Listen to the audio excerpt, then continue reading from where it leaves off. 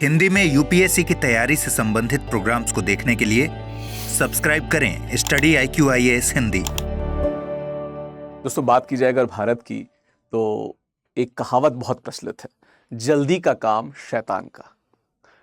पिछले कुछ वर्षों में अगर आप भारत की संसद व्यवस्था को देखेंगे तो एक चीज आप बहुत आसानी से समझ पाएंगे कि बहुत से विधेयक ऐसे हैं जो बिना किसी डिस्कशन के बहुत जल्दी में पारित कर दिए गए। बहुत से तर्क हैं इसके पक्ष में भी, लेकिन जो प्रमुख प्रश्न है कि कुछ विधेयक तो बहुत इंपॉर्टेंस के थे, बहुत महत्वपूर्ण थे, तो उनके सभी आयामों पे, सभी दृष्टिकोणों पे चर्चा क्यों नहीं हुई? क्या सरकार की जिम्मेदारी ये नहीं है कि आयामों पे अन्य दृष्टिकोणों को भी अपना लिया जाए ताकि ज्यादा बेहतर हमको विधेयक मिल सके? हम इसी पे बात करेंगे क्योंकि शशि थरूर का एक आर्टिकल है जो लगातार इस बात की तरफ इशारा कर रहा है। इनफैक्ट बहुत से आर्टिकल्स है जो कह रहे हैं कि कहीं ना कहीं जो संसद है वो क्या बन गई है, सिर्फ एक ठप्पा लगाने का या मोहर लगाने का मंच बन गया है। बाकी इस पे कोई डिस्कशन नहीं होता, जो इसका दरअसल काम है कि सारे प्रोज एंड कॉन्स पे डिस्कशन हो, तब शानदार विधेयक निकल के आए। जो स्थायी समिति या समितियों के पास विधेयक भेजे जाते थे वो भी बहुत कम हो गए। जैसे मैं आपको ये अगर इंफोग्राफिक्स देखें तो 15वीं लोकसभा में लगभग 71% विधेयकों को समिति के पास भेजा गया था, मात्र 16% को 17वीं लोकसभा में भेजा गया। इस समय कौन सी लोकसभा चली, कमेंट बॉक्स में बताते जाना। और बहुत से ऐसे कानून है जो बिना पर्याप्त चर्चा के पास हो गए। ये जो आपको इंफोग्राफिक्स है ये मेरे आपको चैनल पे, यानी कि जो मेरा टेलीग्राम चैनल है इसको अभी स्कैन पे दिखा दूंगा, आप वहां से जुड़ जाइएगा, वहां पे आपको पूरा इंफोग्राफिक और पूरा PDF मिल जाएगा। ये ठीक है। तो बात क्या हो रही है कि ये जो शीतकालीन सत्र अभी जस्ट हमने देखा, ये एक और चिंताजनक तस्वीर की बात करता है, क्योंकि बहुत से ऐसे विधेयक थे जो बिना किसी प्रॉपर डिस्कशन के पास कर दिए गए। हाल ही में संपन्न कई ऐसे महत्वपूर्ण विधेयक थे जो पास कर दिए गए, जैसे बीमा संशोधन विधेयक, बीमा क्षेत्र में 100% जो FDI उसकी अलाउ करता है। शांति बिल, ये तो मैंने इसको कवर भी किया था 2-3 दिन पहले, आपने देखा होगा, करंट अफेयर्स में दिख जाएगा ये। परमाणु ऊर्जा क्षेत्र का निजीकरण बहुत जल्दी पास कर दिया गया। ग्राम जी विधेयक, आपको पता है कि मनरेगा को जिसने रिप्लेस जो कर रहा है विधेयक, वो भी खड़ाक से पास कर दिया गया विदाउट एनी डिस्कशन। तो हम इसी पे बात करेंगे कि क्या दिक्कतें हैं, क्या संसद को मात्र एक रबर स्टाम्प बना के रख दिए या नहीं, हम इस सब पे विस्तार से बात करेंगे। ये है टेलीग्राम, ये है इंस्टाग्राम, स्कैन करिए, जुड़िए, यहीं पे मुलाकातें, बातें, डिस्कशन, PDF सब यहीं पे आपको मिल जाएगा। करना क्या है आपको स्कैन करके या नीचे सर्च बॉक्स में आप ऑफिशियल विकास डालेंगे तो आप सीधे मेरे टेलीग्राम पे लैंड हो जाएंगे, वहीं पे आपको PDF मिल जाएगा, वहीं पे सारी बातें हो जाएंगी। चलिए देख लेते हैं आंकड़ों की कहानी क्या कहती है कि 15वीं लोकसभा में 71% बिल ऐसे थे जो समिति के पास भेजे गए थे, ठीक है, जो संसदीय समितियों को भेजे गए थे कि डिस्कशन कर लिया जाए, प्रोज एंड कॉन्स खंगाल लिया जाए, कितना सही कितना गलत ये देख लिया जाए, ठीक है। 17वीं लोकसभा में मात्र 16%, ठीक है। अच्छा, एक बात और बता दें कि कमेंट बॉक्स में चीज बताते जाना कि इस समय कौन सी लोकसभा है, ये वर्तमान है या नहीं है, हर, क्योंकि इस पेज में एक छोटी सी मैंने जानबूझ के एरर डाली हुई है, आप उसको करेक्ट करके मेरे को बताना, ठीक है। चलो आगे जाते हैं। इस प्रवृत्ति के पीछे क्या है?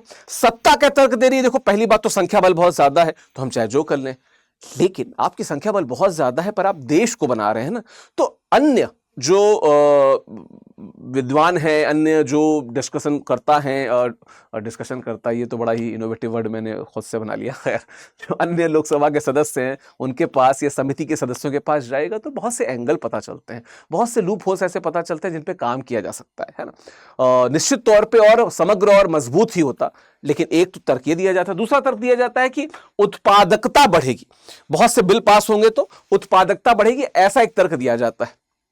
वो उत्पादकता किस काम की कि जो उत्पादन हो रहा है वही किसी काम का ना हो, या उत्पादन में खामियां, तो क्या कुछ फायदा है? कोई तर्क कहता है कि नहीं, तो कहीं ना कहीं इस पे कहीं ना कहीं काम करना चाहिए, ठीक है। अब संसदीय स्थायी समितियों के बारे में थोड़ा बात कर लें तो क्या होती है, शॉर्ट में बता रहा हूं, पॉलिटी के टर्म्स में नहीं, सिंपल जीके के टर्म्स में बता रहा हूं, क्योंकि बहुत से बच्चे ऐसे भी देख रहे होंगे जिन्होंने दरअसल उस स्तर पे पॉलिटी नहीं पढ़ी होगी। आपको बता देता हूं, ये बहुदलीय संसदीय समितियां हैं जो विधेयकों की विस्तृत और गहन जांच करती हैं।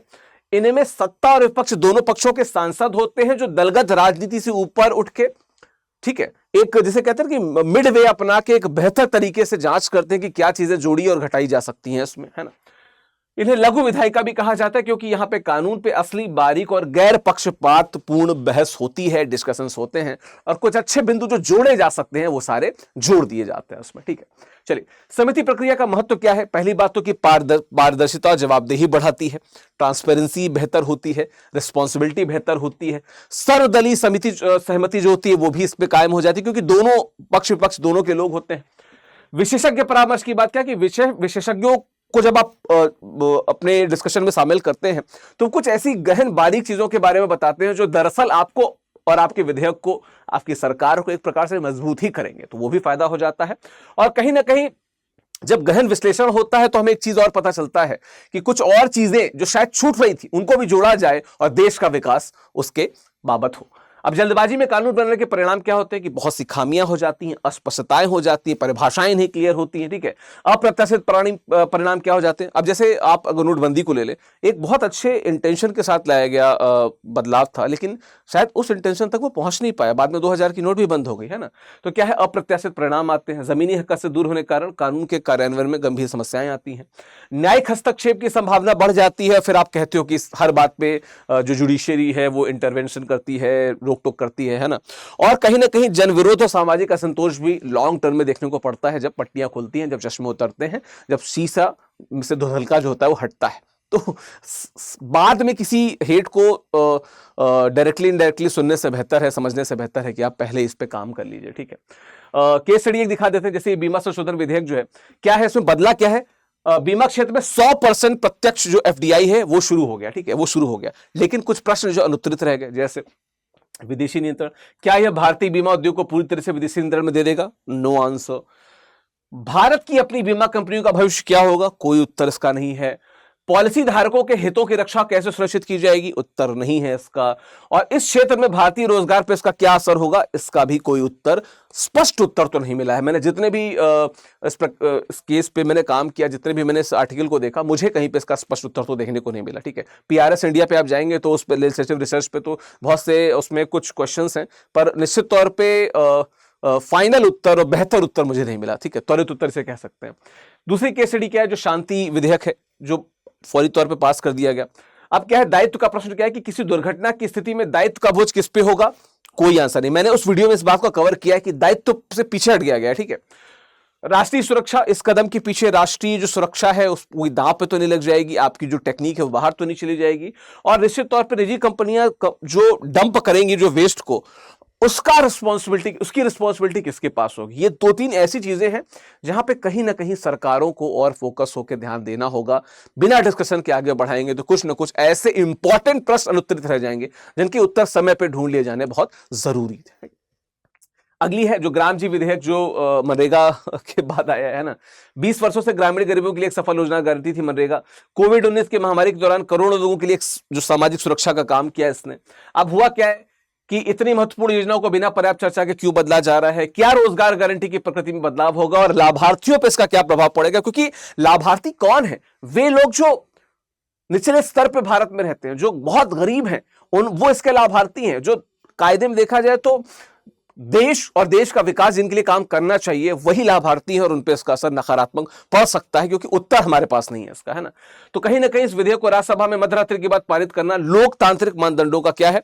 घोर उल्लंघन है। और कहीं ना कहीं सरकारों को इस पर चेत जाना चाहिए, ठीक है। कहीं ना कहीं सरकारों को इस पर चेत जाना चाहिए। फिर से बताता हूं, बीच में अभी डिस्कशन जारी है कि जो हमारे क्रिसमस सेल चली स्टडी IQ पे 27 तारीख तक चलेगी, फिर ये क्लोज हो जाएगी। तो 27 तारीख रात 12 बजे से पहले आप जुड़ जाइए स्टडी IQ के किसी भी प्रतिज्ञा बैच से, हिंदी लिटरेचर से, किसी भी जुड़ेंगे 50% सीधे डिस्काउंट मिलेगा अगर आप विकास लाइव कोड का प्रयोग करेंगे। 2027 का बैच हो, 28 का बैच हो, SIP बैच हो, 29 का बैच हो, हिंदी लिटरेचर का बैच हो, किसी भी बैच में आपको 50% डिस्काउंट और वैलिडिटी भी आपको ज्यादा मिलेगी। 27 दिसंबर तक एडमिशन सेल के द्वारा एडमिशन हो पाएंगे। वैसे एडमिशन तो हमेशा चलता रहेगा। और 26 तारीख से चूंकि बैच शुरू है तो आप टाइमली जुड़ जाए तो आपको बेहतर हो जाएगा। विकास लाइव कोड का प्रयोग करेंगे तो डिस्काउंट मैक्सिमम मिलेगा, ठीक है।